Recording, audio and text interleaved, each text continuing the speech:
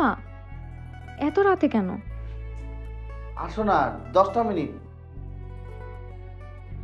আচ্ছা, তুমি আগে উপরে ওঠো, তারপরে আমরা একসাথে যাব। আমার একা যেতে ভয় করে।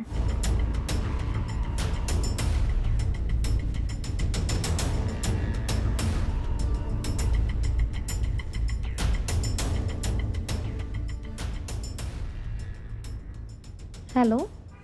শোনো, তুমি কি ব্যস্ত? না না, বলো। না, তোমার জন্য কিন্তু একটা সারপ্রাইজ ছিল, কিন্তু সারপ্রাইজটা যদি তোমার নিতে হয় তাইলে তোমার কিন্তু একটু কষ্ট করে ছাদে আসতে হবে, প্লিজ। ও মা, এত রাতে কেন? আসো না, 10টা মিনিট।